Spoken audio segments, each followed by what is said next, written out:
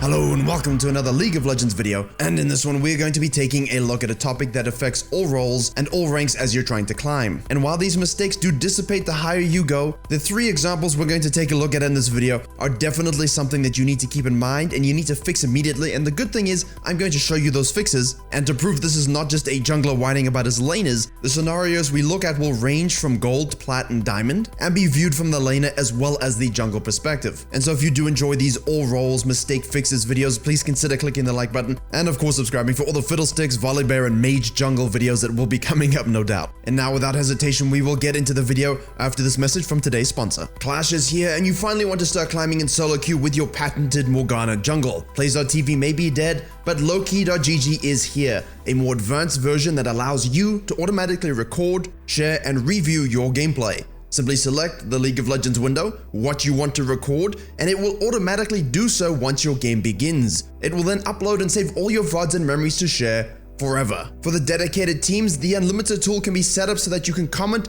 annotate, and coach your Clash or school team to all the wins you can't seem to get in solo queue. Try out lowkey.gg for free with the link below and unlimited access for just $4.99 a month.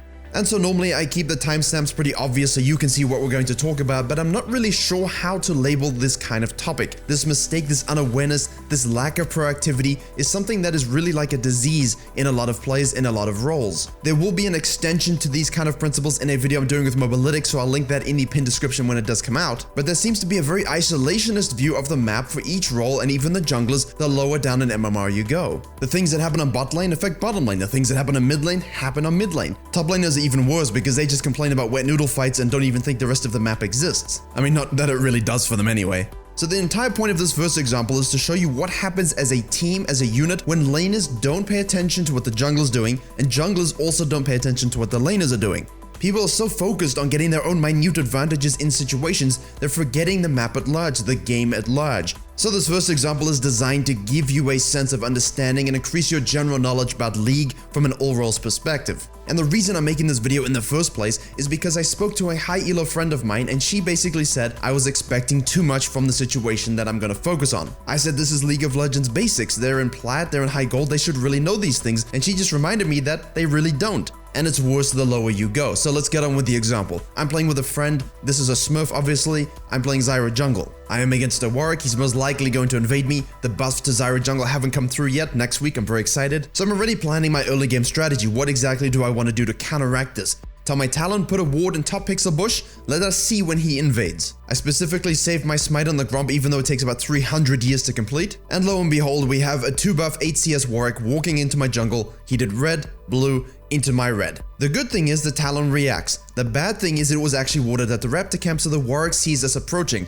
As such, he begins to back out. Because of the weird angle of approaches we had from the Talon and the Set, the Warwick doesn't get sandwiched, and in the end Set actually ends up being caught. He dies, I'm too far away to smite it, and as such I'm most likely going to be chased down. I flash, at least draw the Warwick, and his focus is very singular at this stage, into the tower range. Talon reacts, gets his rake down, gets the ignite, picks himself up a kill. Set has respawned. All in all, we go 3 for 2 and we have the double buffs. So while the execution wasn't great, the focus on the lanes in the jungle, the cohesion all of us had, all 6 players from both teams, was very good. The whole point is though, everyone reacted to the information on the map. I mean, you go watch a random D3, D2 game, oftentimes the jungler's left by himself and have to reverse out, just lose the buff and give everything up. Now almost immediately after this fiesta, we shift to the bottom lane. All while that nonsense invade was happening, the 3v3 was going on, the red team's bottom lane actually died straight up in a 2v2. Only their fault, no one else's. They didn't show enough respect to the lane matchup. However, the fact that they died sets up the next phase, and very much the core point of this video. So now from the jungle perspective, if we just watch what happens in real time so you can get a sense of what actually goes on, the Zyra has gone to the wolves, probably going to go to the Gromp, didn't know where the Warwick was, didn't want to risk going into the river.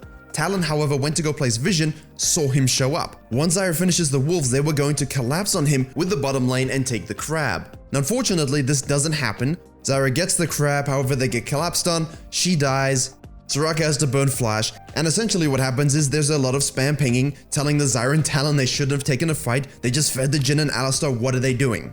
And the key line there was Soraka says, we never had lane prio, we weren't in the river, we couldn't help. Let's look at it from the laner perspective to see if we're not just being a bit biased. Jin's back in lane, Soraka's on her way, she's level 2. For some reason, they've awkwardly pushed the lane into the Aphelios and Alistar, who by the way just picked up a BF sword, the ADC, not the cow.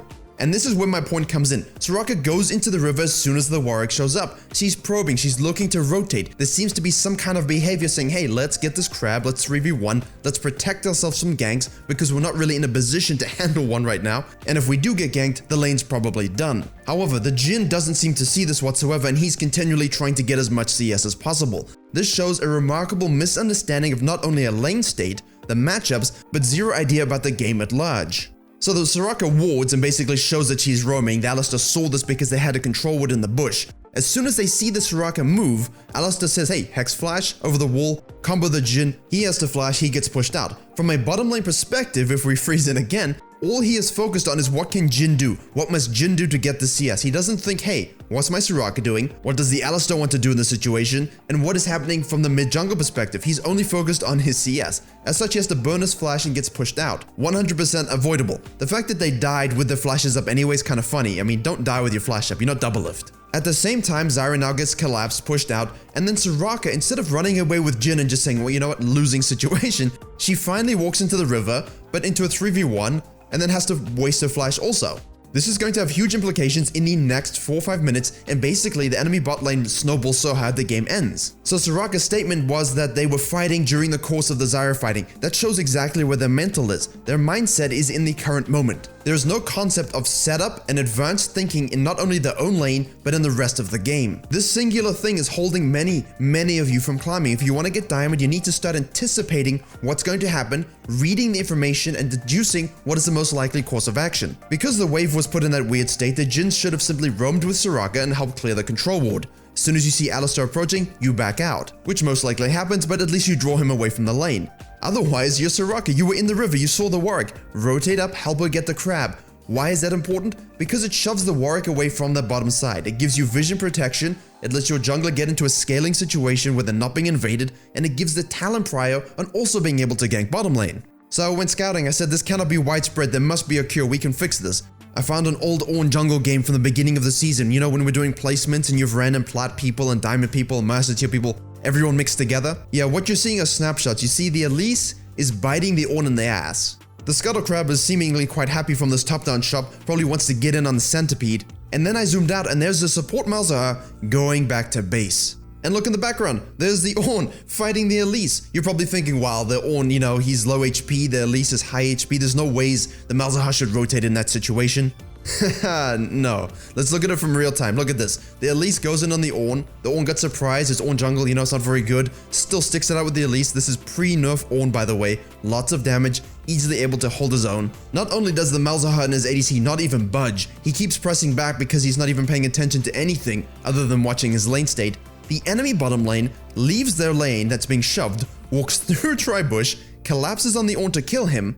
Then the Malzahar realizes what's going on and dies anyway. In the Ornn example here, the mid laner does not have prio. The mid laner cannot rotate. However, in the first example with the Zyra, the mid laner did have prio. You had a 4v2, you had a 4v3, you could have made the play before the enemy bot lane rotated and come out with a huge lead, because from there you can take dragons, get more ganks, get that BF sword to equalize the lane. But because of this great inaction, this great unawareness, you give up a fire dragon, you lose your flashes. As such, you die 2v2 again 2 minutes later because you don't have flashes, and now you are in this position where you have to play from a super far behind perspective. This is a roaming, objective, skirmish-based meta. The numbers advantages will win the game. The Dragon Soul will win the game. But Virkayu, you're just raging like a jungler. Okay. I hopped on my main, I did some support Zyra again. You know, I like to play support as well as Zyra. Let me show you what can happen in Diamond Master Plus when you have the same situation. Yes, even higher elo. So the Jarvan shows top lane, kills the Darius because he was greedy trying to beat the Fiora. That means we know he did red into top. He also burnt his flash. It's most likely, therefore, that he's going to roam down to the bottom lane and attempt to gank us. You see, in our laning phase, we managed to chunk the enemy, zone them.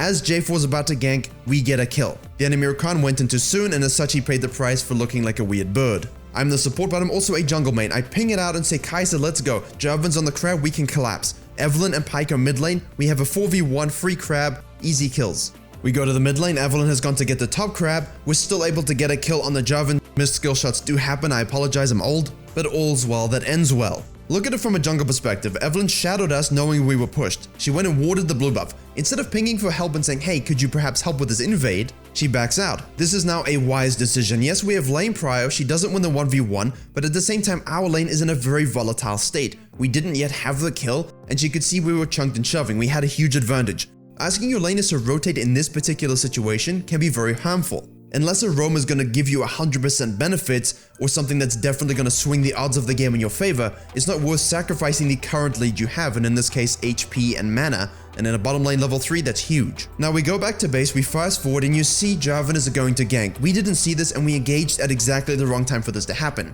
Now if I'm the Evelynn in this situation, after I go topside, go back to base, you understand your bottom lane just shoved off Jarvan, they have a huge lead, Jarvan goes across mid lane, that is seen. There's no crab on the top side, he doesn't show ganking on the top lane. That means it's likely he's going to sequence his camps down bottom lane or focus on the second tier Grump and Wolves. As Zyra, the support, moves on up, hits the plant, if you click on the Wolves and ping them out, you can see, hey, these are level 4, he's going to focus on those to maximize his experience. So a good jungler in the situation should read, hey, my bottom lane has a lead, they rotated for me, they made a play on the enemy jungler, they've pinged out the camps. That information is now assimilated, I'm going to adapt, take my Krugs, and lane gank on the bottom lane. I will set up a counter gank. No, she goes off and farms, and yes, the Kai'Sa and Zyra get engaged on, perhaps should have read the situation themselves. They do manage to pick up a kill, but one can only imagine the possibilities if the Evelynn had set up shop, understood the situation, read the game state, looked at everything beyond her need to AFK farm, and gotten 3 kills there plus a dragon. Her bad read, her inaction, gave the Jarvan that kill, gave the bottom lane a reprieve out of a bad early game, and then gave them first Drake. The Evelynn continually being on the wrong side of the map and not reading where the focus is going to be, ended up with the Jarvan's team getting 2 heralds and 4 dragons, and that was the game. So it's very important as a bottom lane to understand your lane prio and when you can use it, and it's very important for a jungler to understand when they can support those lane prios without them needing to rotate. Finally, 2 other things I must talk about. In yet another game where laners made this impact, they roamed, they made the proactive move, they killed the enemy Jarvan 4, this Maokai jungler said, hey, laners that do stuff, that's pretty cool, let's get this fire dragon. The Misfortune said, no, I like farming CS, and the Vladimir said, good luck, I'm leaving you now. The Maokai was saying, hey, I don't have smite, can you just help me finish this real quick, you'll get back to your lane super fast. It's definitely a boon to our win condition, you are Vladimir. Nope, he goes off, does his own thing, and Ryze comes down, says, hey, thanks for the leash, kills everyone, and does the dragon himself. This should not happen in a higher elo game. It's almost unacceptable to give up this kind of dragon regardless of your lane state. You can ask Ryze which was worth a few CS or the double kill in a dragon. And so that's my message to you mid and lower MMR players. When you have an objective like this, don't assume you automatically have it. Pay attention to smites, just simply take it and then go back to your lanes. And finally, one of the biggest things I'm seeing in my coaching with low elo mistakes, and the fix to this is very simple, it's forcing your mind to think about the next objective. If you are behind, if you make a game-winning play, if you have a Dragon Soul win condition, don't go deep sea dive in between 2 towers at 35 minutes into the game. What is the Vladimir, Ezreal, and Galio doing here? Focus the tower, go back, set up the dragon, and get your soul. Free win condition. Why is the impatience needed to win the game taking over your cognitive function? There should be no reason that this is actually happening. It's just a very small example, but if we go back to our Jhin game, it's the same thing. Classical overstaying, classical greed for no reason. Now, because I was actually in this Jhin game, he's shoving the tower plates, you see the Zyra has no mana, off to do the blue buff, the Jhin stays, Soraka messes up her silence, and they both die, followed by a lot of spam pings. This happens again later on the mid lane. Don't get caught out, don't overpush when you cannot win fights, when you're behind, when you're trying to scale. It's the biggest thing in mid and low MMRs because you can always come back into a game. But not if you're overpushing, not if you're overstaying, and not if you overcommit instead of thinking 1 minute ahead of what is actually happening. You have to start to force yourself to think 1 to 2 minutes ahead of everything that you're doing in order to set it up properly and to make sure you don't get caught out and to make sure you execute properly in order to carry, win, and climb. Although you have it a bit of a ranty coaching session, but nonetheless, fundamentals of the game that need to be understood by junglers as well as laners. I hope it gives you some fresh perspective on how to reset your mentality in terms of looking at the game as a whole. I hope it can help you get some wins, and also I hope it gave you a bit of quarantainment during these dark times. Please do like, share, and comment if you enjoyed and learned something. If we're able to get around 1500 likes, I'm told that junglers will secure 1500 more dragons in the coming month. My fortune teller is never wrong. Please do subscribe if you enjoy the content, and as always, I will see you all in the next tutorial.